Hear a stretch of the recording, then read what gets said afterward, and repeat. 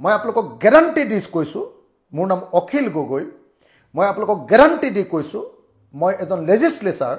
আৰু মই গোটেই অসমৰ আটাইতকৈ বেছি কেছ থকা গোচৰ থকা মানুহ এজন গতিকে মই আপোনালোকক গ্যাৰান্টি দি কৈছোঁ যে জুবিন গাৰ্গে ন্যায় নাপায় মই মুখ্যমন্ত্ৰীকো চ্যালেঞ্জ কৰিছোঁ যদি মিছা বুলি ক'ব খোজে আহক আপোনাৰ লগত এটা ডিবেটত বহিম মই গৃহ সচিবক চ্যালেঞ্জ কৰিছোঁ আহক আপোনাৰ লগত মই এটা ডিবেটত বহিম মুন্না প্ৰসাদ গুপ্তাক চ্যালেঞ্জ কৰিছোঁ যে আহক ডিজিপিক চ্যালেঞ্জ কৰিছোঁ আহক আমি এটা ডিবেটত বহো যদি আপোনালোকে প্ৰমাণ এটো মানে আজি আপোনালোকে যিয়ে নকক লাইলে কোৰ্টত হেতুৱে হ'ব মই অসমৰ মুখ্যমন্ত্ৰী ডাঙৰীয়াক মুন্না প্ৰসাদ দাসগুপ্তা ডাঙৰীয়াক আমাৰ হোম কমিশনাৰ ডাঙৰীয়াক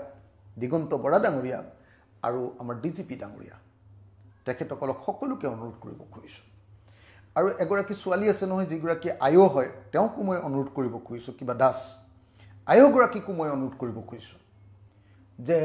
হসকে যদি আপোনালোকে এই কেছটোত কিবা ফলাফল লাভ কৰিবলৈ হয় তেতিয়াহলে আপোনালোকে BNSS 2023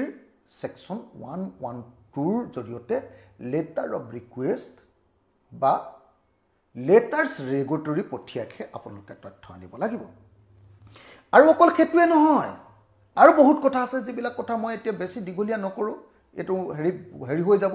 হেকাৰণে মই বাৰম্বাৰ কেলে কৈ আছো যে জুবিন গাৰ্গৰ এই ঘটনাই কিয় ন্যায় নাপায় বুলি কৈ আছো এতিয়া আপোনালোকে বুজিলে নাই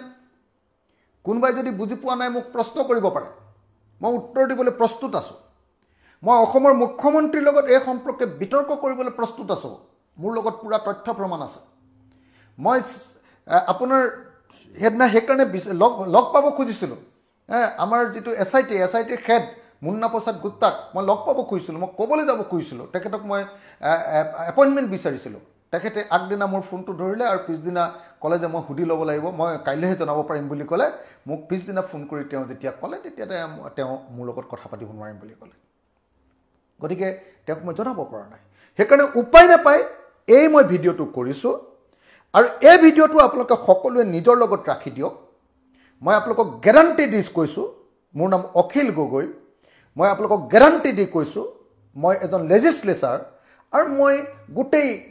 অসমৰ আটাইতকৈ বেছি কেছ থকা গোচৰ থকা মানুহ এজন গতিকে মই আপোনালোকক গ্যাৰান্টি দি কৈছোঁ যে জুবিন গাৰ্গে ন্যায় নাপায় জুবিন গাৰ্গে ন্যায় পাবলৈ হলে BNSSৰ সেকশন 112ৰ অধীনত কোৰ্টৰ জৰিয়তে আকৌ এবাৰ কৈ দিছো আদালতৰ জৰিয়তে আমাৰ যি আদালতত এই কেছটো চলি আছে তেওঁলোকৰ জৰিয়তে সিংগাপুৰৰ কোৰ্টলৈ য'ত সেই এলেকাটো পৰিছে য'ত ঘটনাটো ঘটিছে সেই কোৰ্টলৈ অথবা কম্পিটেন্ট অথৰিটিলে লেটাৰ অফ ৰিকুৱেষ্ট পঠিয়াব লাগিব আৰু তাকো সেই লেটাৰ অফ ৰিকুৱেষ্টত আমাৰ যিজন জাজে জাজমেন্টটো দিব যে এইখন পঠিয়াব লাগে সেই জাজজনৰ অৰ্ডাৰত একদম ডাইৰেক্ট নিজৰ সহি থাকিব লাগিব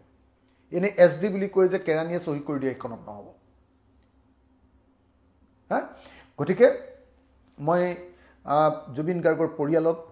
বৌ আৰু ভন্টিক ক'ব খুজিছোঁ জুবিন গাৰ্গৰ সতীৰ্থসকলক ক'ব খুজিছোঁ জুবিন গাৰ্গৰ ফেন ক্লাবটোক জনাব খুজিছোঁ আৰু লগতে অসমৰ সেই সকল সচেতন মানুহক জনাব খুজিছোঁ যিসকলে সঁচাকৈ জুবিন গাৰ্গক লৈ চিৰিয়াছ তেখেতসকলক জনাব খুজিছোঁ যে অসম চৰকাৰে যি কোৰ্টত কেছ লগাইছে এই কোৰ্টৰ কেছটোৰ পৰা জুবিন গাৰ্গে কেতিয়াও ন্যায় নাপায় জুবিন গাৰ্গে ন্যায় পাবলৈ হলে উইথ ডিউ প্ৰসেস এই কেছটো আগবাঢ়িব লাগিব কিন্তু জানিয়ে হওক বা নেজানিয়ে হওক অসম চৰকাৰে CIDয়ে SITয়ে মুখ্যমন্ত্ৰী হিমন্ত বিশ্ব শৰ্মাই মই তেখেতক নিজে ফোন কৰি জনোৱাৰ পাছতো এতিয়ালৈকে এই প্ৰসেসটো আৰম্ভ কৰা নাই মই ভাবো যে সেইকাৰণে